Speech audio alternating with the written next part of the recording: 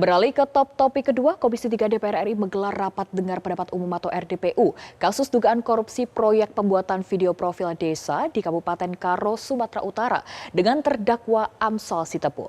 DPR meminta Majelis Hakim menangguhkan penahanan dan mempertimbangkan putusan bebas bagi Amsal Sitepu. Pada forum RDPU, Ketua Komisi 3 DPR RI, Habibur Rahman menegaskan secara substantif kerja kreatif videografer seperti yang dilakukan oleh Amsal Sitepu tidaklah memiliki harga baku, sehingga tidak bisa dikatakan telah terjadi penggelembungan dana atau markup harga baku seperti yang dituduhkan kepada Amsal Sitepu. Karenanya Habibur Rahman menghimbau pihak Kejaksaan Negeri Karo untuk lebih mengedepankan keadilan substantif dan bukan sekedar keadilan hukum formalistik dalam kasus dugaan korupsi yang menjerat Amsal Sitepu. Dalam rapat juga terungkap, Amsal mengaku sempat menerima intimidasi dari oknum jaksa. Pak Hinca bahkan secara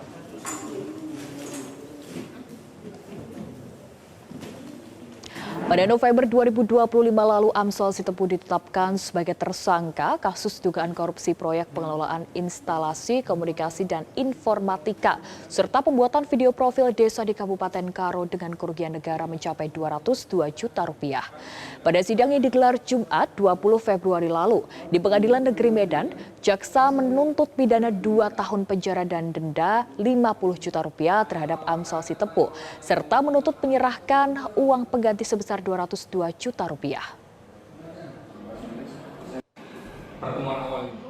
Ini saya pikir saya harus sampaikan pimpinan. Dalam proses hukum yang sedang saya jalani ini, saya pernah mendapatkan intimidasi oleh jaksa secara langsung yang memberikan saya sekotak brownies coklat. Dengan pesan, dia ngomong langsung dengan saya di rutan ini, udah ikutin aja alurnya, nggak usah ribut-ribut, tutup konten-konten itu, ajang tergabung. Saya bilang tidak pimpinan, nggak cukup, nggak ada lagi anak-anak muda yang harus dikriminalisasi di Indonesia. Karena nggak ada, biarkan nggak ada lagi Amsal-Amsal lain yang di. Komisi 3 DPR RI mengingatkan agar dalam kasus saudara Amsal Kristi Sitepu, para penegak hukum mengedepankan penegakan keadilan substantif daripada sekadar kepastian hukum formalistik sebagaimana diatur di pasal 53 ayat 2 KUHP baru.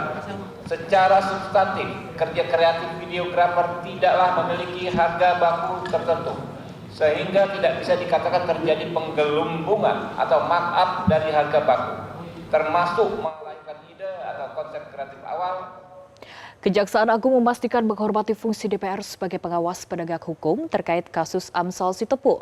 Kejagung juga mempersilahkan Amsal untuk menempuh mekanisme hukum yang berlaku dalam mencari keadilan untuk dirinya. Menghormati dan memang fungsi dari DPR untuk mengawasi agar penegak hukum berjalan sesuai dengan ketentuan aturan hukum yang berlaku dan juga agar memenuhi rasa keadilan. Ya, terkait dengan permohonan yang bersangkutan terdakwa ini, ya silakan aja. Kan ada mekanisme hukum yang ditempuh. Salah satunya kan nanti kemarin tuntutan, berarti kan berikutnya pledoi pembelaan dari terdakwa dan penasihat hukum. Sampaikan aja di sana. Seperti apa? Tentunya nanti akan menjadi pertimbangan dari majelis hakim yang memutus. Terkait dengan RDP, kami siap. Dan kami menghormati sekali dan kami berterima kasih. Ini menjadi bagi kontrol bagi kita sebagai penegak hukum untuk melaksanakan tugas dan fungsinya sesuai dengan aturan dan juga memenuhi rasa keadilan di masyarakat. Jelajahi cara baru mendapatkan informasi. Download Metro TV Extend sekarang.